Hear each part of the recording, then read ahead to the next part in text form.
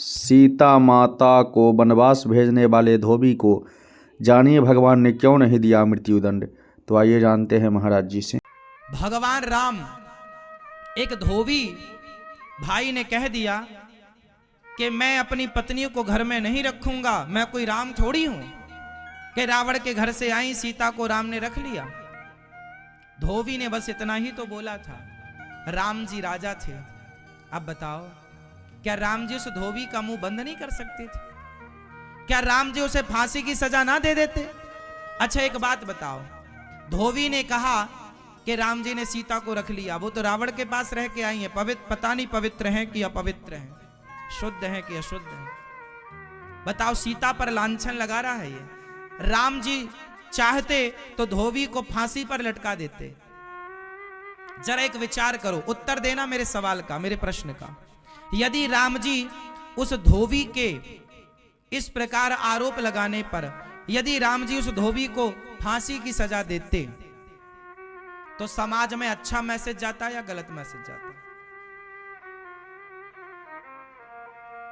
यदि राम जी धोबी को मृत्यु दंड देते कि तूने मेरी पत्नी पर आरोप क्यों लगाया, तूने मेरी पत्नी को सीता को गलत क्यों तूने बोला, मेरी पत्नी तो शुद्ध है, मुझे तो दिक्कत नहीं है, तू कौन होता है? यदि राम जी उसे फांसी पर लटका देते तो बताओ तब राम जी सही होते या गलत होते? उत्तर दो।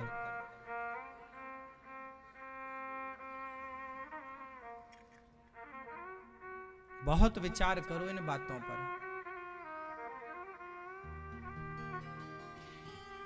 एक तरफ राम है और एक तरफ धृतराष्ट्र। धृतराष्ट्र ने अपने पुत्र दुर्योधन का त्याग कर दिया होता तो महाभारत ना होता। धृतराष्ट्र ने देर कर दी, त्यागा नहीं, नाश हो गया। दूसरी तरफ राम जी हैं।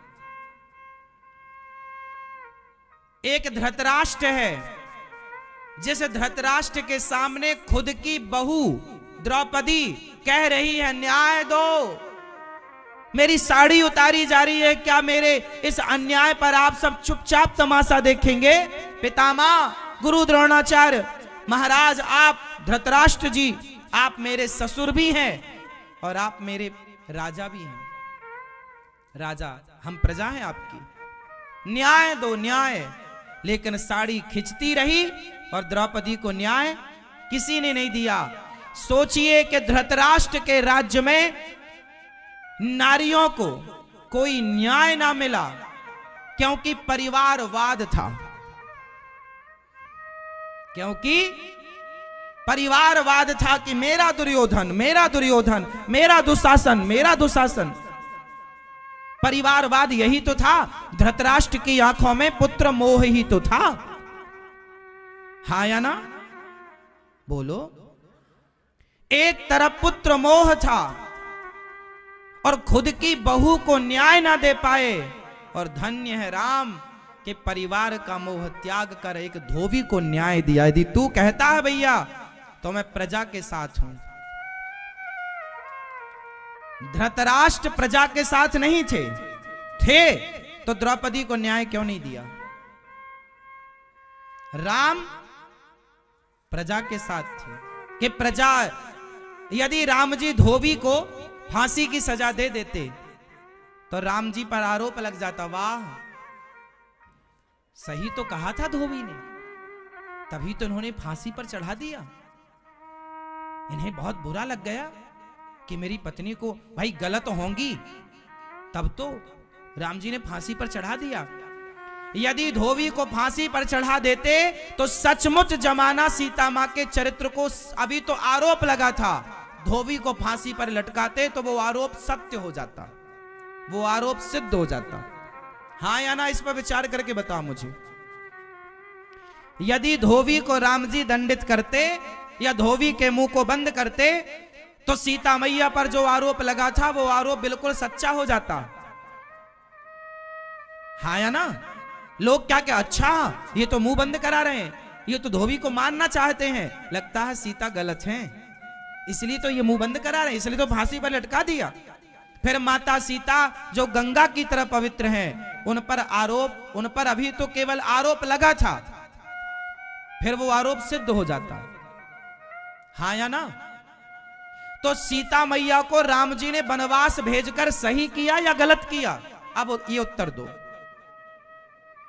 राम जी ने सीता मैया को वनवास भेजकर, महर्षि संतों के आश्रम में भेजकर, महर्षि वाल्मीकि जी के आश्रम में भेजकर राम जी ने सही किया या गलत किया? उत्तर दो जोर से। सही था या गलत था? सही। कितने लोग सही मानते हैं? अब नीचे हाथ। कितने लोग गलत मानते हैं कि राम जी ने गलत किया? आप गलत मानती हो मैया? चलो मैं थोड़ी देर के लिए आपकी बात से सहमत होता।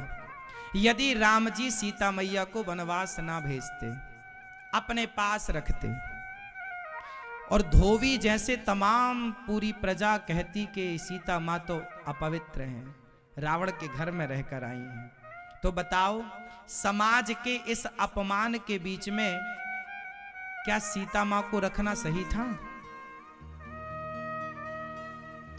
कीचड़ लग जाए तो कीचड़ को लगे रहने दें या साफ करें?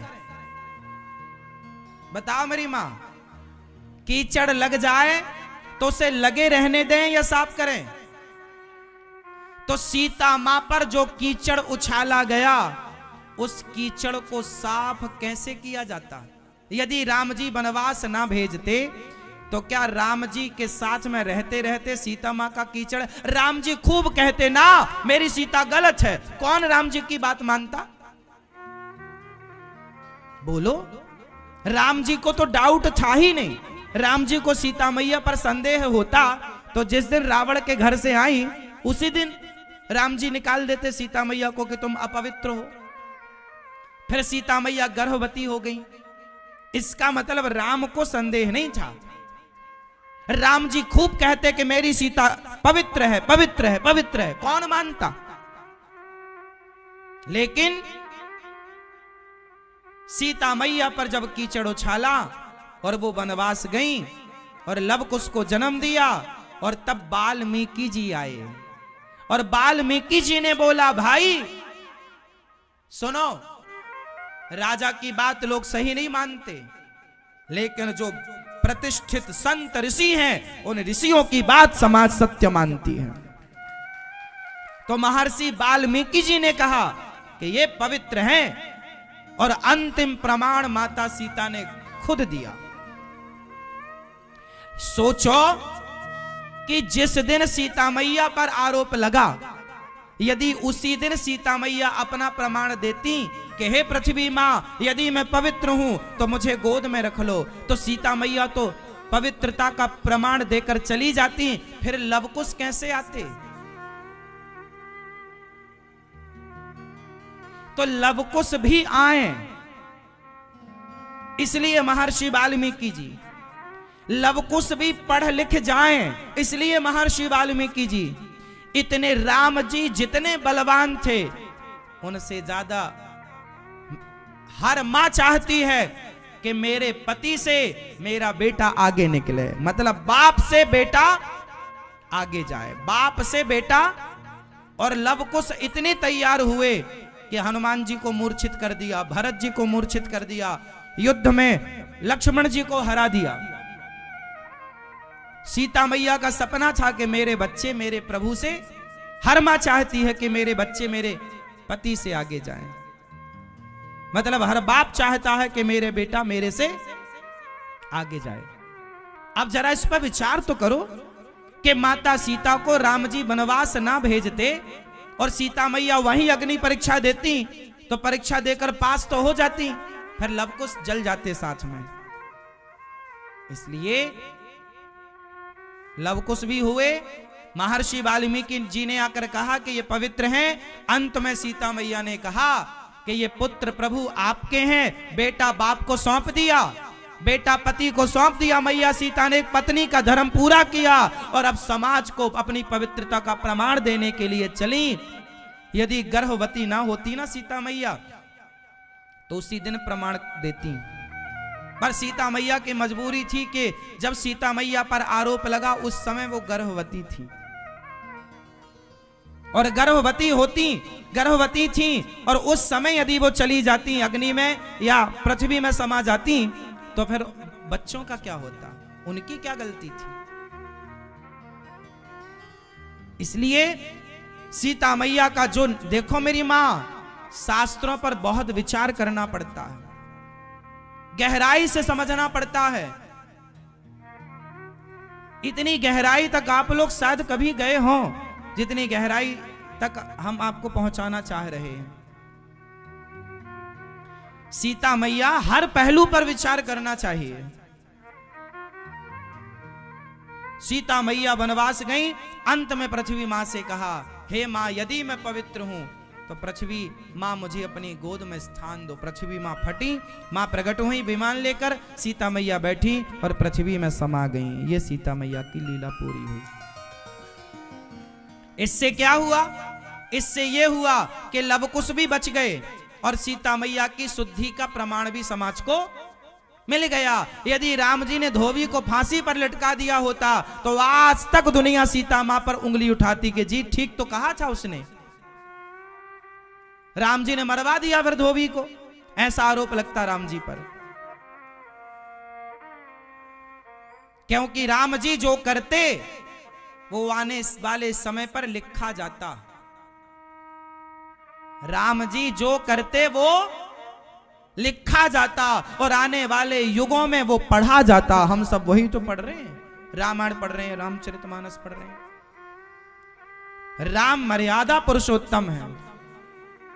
एक तरफ राम है जिन्होंने प्रजा की सुनी और एक तरफ धृतराष्ट्र है जिन्होंने प्रजा की नहीं सुनी। राम को समझने के लिए, राम को समझने के लिए एक पति बनना पड़ेगा। राम को समझने के लिए एक पुत्र बनना पड़ेगा राम जैसा। राम जैसा पुत्र बनो, राम जैसा पति बनो, राम जैसा राजा बनो, तो पता लगेगा, तो समझ में आएगा कि राम जी ने सीता मैया को वनवास क्यों भेजा। जो राम जैसा पति नहीं है, अब बताओ, जो राम जी से, जो आजकल लोग कहते हैं राम जी ने गलत किया, सीता मैया को वनवास भेज दिया। अरे राम जी ऐसे पति हैं कि रावण से लड़ गए पत्नी के लिए, और वनवास में सीता मैया थी। राम जी चाहते तो दूसरा विवाह कर लेते, तीसरा विवाह, राम जी राजा थे, राम जी के पिताजी ने 3 विवाह किए तो राम जी भी कर लेते। नहीं, राम जी एक पत्नी व्रता है। यज्ञ किया तो सोने की सीता बना ली, पर दूसरा विवाह नहीं किया। ऐसे मर्यादा पुरुषोत्तम राम, उनके जीवन में उनका 13,000 वर्ष का कार्यकाल था, लेकिन उन 13,000 वर्षों में राम जी पर कोई उंगली नहीं उठा सकता। उठाने वाला अज्ञानी है, तो उस अज्ञान को मैं क्या करूं। राम को समझने की कसर है, कसर मतलब देर है। राम को समझने की देर है बस। अच्छा ये बताओ, आप लोग कैसा पति चाहती हैं, रावण जैसा या राम जैसा? मैया आपको थोड़ा बताना पड़ेगा ना, आपको ही दिक्कत थी। कैसा पति चाहती हो? अभी तो आप कह रही थी राम जी गलत है, सीता मैया को वनवास भेज दिए। तुम्हारा पति तुम्हें ना भेजेगा, चिंता ना करो।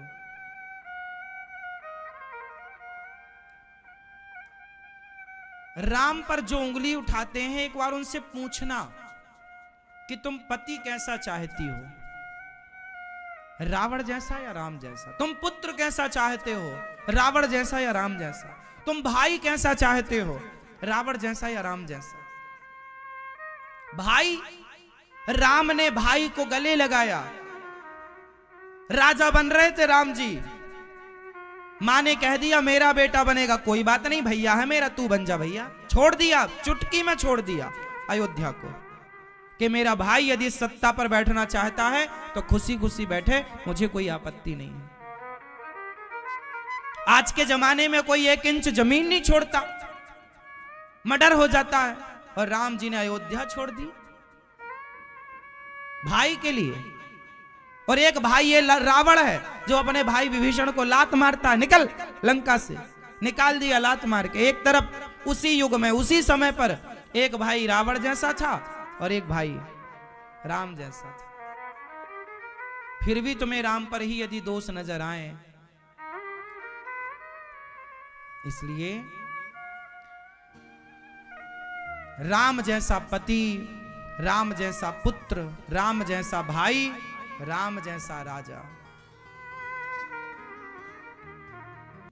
यदि यह वीडियो आपको अच्छा लगे तो हमारे चैनल को लाइक एवं सब्सक्राइब अवश्य करें, शेयर करें भक्तों के साथ।